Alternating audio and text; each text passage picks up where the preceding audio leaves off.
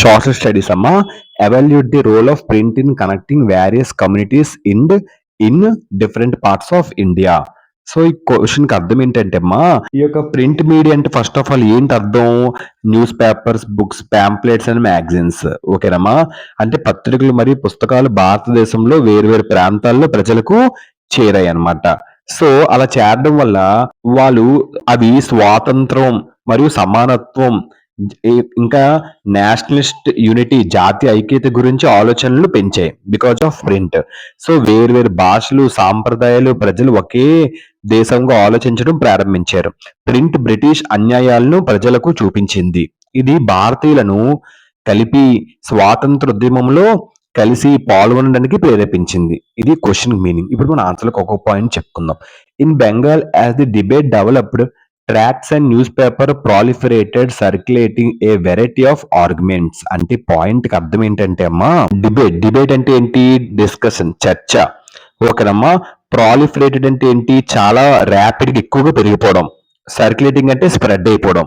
So ఇప్పుడు ఈ point కి అర్థం ఏంటంటే, బెంగాల్లో ప్రజలు ముఖ్యమైన విషయాలపై చర్చించడం ప్రారంభించారనమాట. సో ట్రాక్ట్స్ అంటే ఏంటి? చిన్న పుస్తకాలు. సో మరియు పత్రికలు, న్యూస్ పేపర్స్ బాగా చాలా పెరిగిపోయాయి. ప్రాలిఫరేటెడ్, సర్క్యులేట్. ఓకేనా. దీని ద్వారా ప్రజల్లో అవగాహన మరియు చర్చలు కూడా పెరిగాయి. To reach a wider audience, the ideas were printed in the everyday spoken language of ordinary people. Point కి అర్థం ఏంటంటే అమ్మా, వైడర్ ఆడియన్స్ అంటే ఏంటి? మోర్ పీపుల్, ఎక్కువ మంది పీపుల్. ఓకేనమ్మా. Next everyday spoken language, simple language అన్నమాట. పీపుల్ మాట్లాడేది. ఆర్డర్ పీపుల్ అంటే నార్మల్ పీపుల్, కామన్ పీపుల్. ఈ పాయింట్ కి అర్థం ఏంటంటే అమ్మా, అధిక మంది ప్రజలు చేరడానికి, మళ్ళీ రచయితలు పత్రికలు మరియు పుస్తకాలను సులభమైన భాషలో ముద్రించింది ఈ యొక్క ప్రింట్. అంటే ప్రింట్ ఏం చేసింది? ఎక్కువ మంది పీపుల్ కి చేరింది. రైటర్స్ ఏం చేశారు? న్యూస్ పేపర్ లో ప్రింట్ చేశారు, బుక్లెట్స్ లో ప్రింట్ చేశారు సింపుల్ లాంగ్వేజ్ లో. ఓకేనమ్మా. ఇది అలా అలా చేయడం వల్ల ఇది ప్రజల్లోని రోజు మాట్లాడే భాషలో ప్రింట్ చేశారు. చాలా మంది పీపుల్ కి రీచ్ అయింది. రైటర్స్ కూడా ఏం చేశారు? న్యూస్ పేపర్ లో, బుక్లెట్స్ లో సింపుల్ లాంగ్వేజ్ లో ప్రింట్ చేయడం మొదలెట్టారు.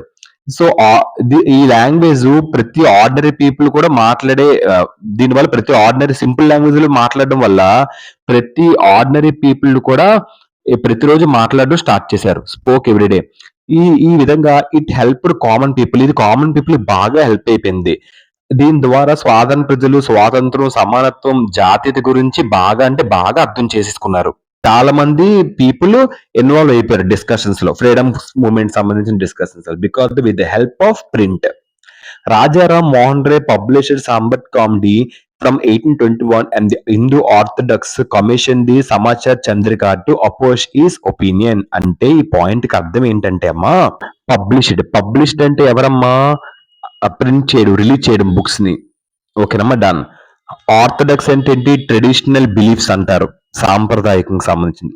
సో రాజారాం మోహన్ రాయ్ ఒక సోషల్ రిఫార్మర్ అన్నమాట. అంటే సమాజంలో మంచి పనులు చేసేవాళ్ళు.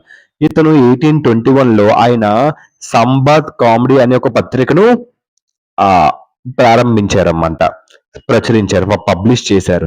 అంటే సమాజాన్ని సంస్కరించడానికి, చెడు ఆచారాలను పోరాడడానికి ఆయన ఆలోచనలను పెంచుకున్నారు.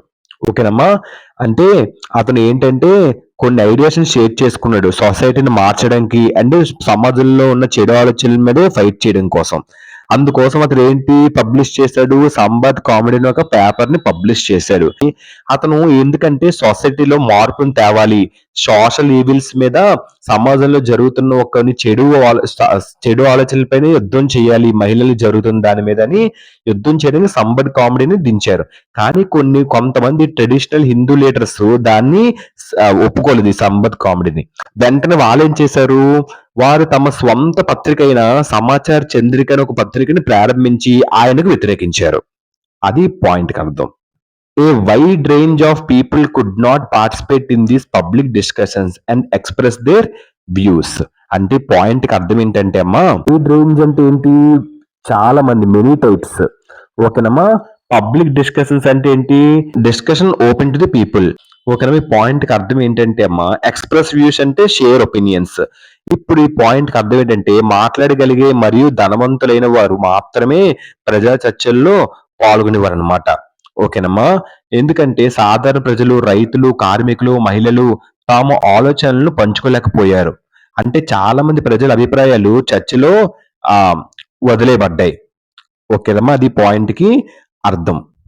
ఓకేనమ్మా. ఓన్లీ ధనవంతులు బాగా మాట్లాడగలిగే వాళ్ళు మాత్రమే పబ్లిక్ డిస్కషన్స్‌లో పాల్గొన్నారు.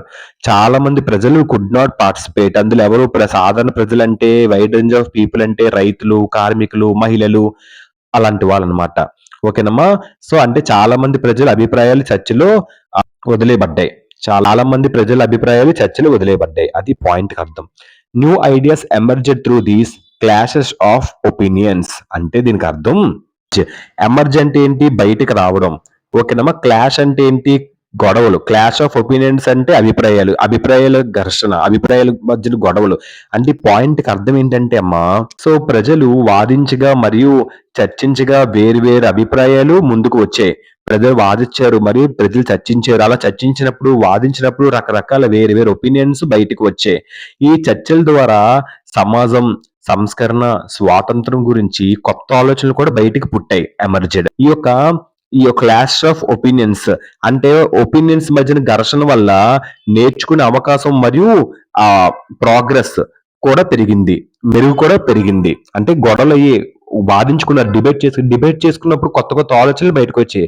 ఇలా కొత్త కొత్త ఆలోచనలు బయటకొచ్చినప్పుడు లెర్నింగ్ కూడా పెరిగింది బాగా. ప్రోగ్రెస్ కూడా బాగా పెరిగింది. News papers conveyed news from one place to another creating pan Indian identities అంటే పాయింట్‌కి అర్థం ఏంటంటే అమ్మా, కన్వేడ్ అంటే ఏంటి? ఏదైనా కమ్యూనికేట్ చేయడం, షేర్ చేయడం. పాన్ ఇండియన్ ఐడెంటిటీస్ అంటే ఏంటి? Across India, all over India. So, గుర్తింపనమాట. అంటే ఈ పాయింట్‌కి ఇప్పుడు అర్థం ఏంటంటే, పత్రికలు భారతదేశంలోని వేరు వేరు ప్రాంతాల నుండి వార్తలను పంచాయి. ఒక ప్రాంతంలో ఉన్న ప్రజలు మరొక ప్రాంతంలో జరిగే దాన్ని తెలుసుకున్నారు. ఇది ప్రజలను ఒక ప్రాంత ప్రజలుగా కాకుండా భారతీయులుగా కనెక్ట్ చేసిందనమాట. దేశమంతా కూడా ఒక ఐడెంటిటీని క్రియేట్ చేసింది. ఆ విధంగా ఈ విధంగా ప్రతి ఒక్కళ్ళకి రకరకాలుగా హెల్ప్ అయింది. అంటే పత్రికలు దేశవ్యాప్తంగా వార్తలను పంచి ప్రజలు భారతీయులుగా ఐక్యతను అనుభూతి చెందడానికి సహాయపడ్డాయి. ఇదమ్మా evaluate the role of print in connecting various communities in different parts of India. ఓకేనమ్మా. Thank you. Hope you understand. వీటికి డాక్యుమెంట్ పెడతాను రాసుకోండి అమ్మా. ఓకేనమ్మా. Word to word, line to line explanation. Thank you.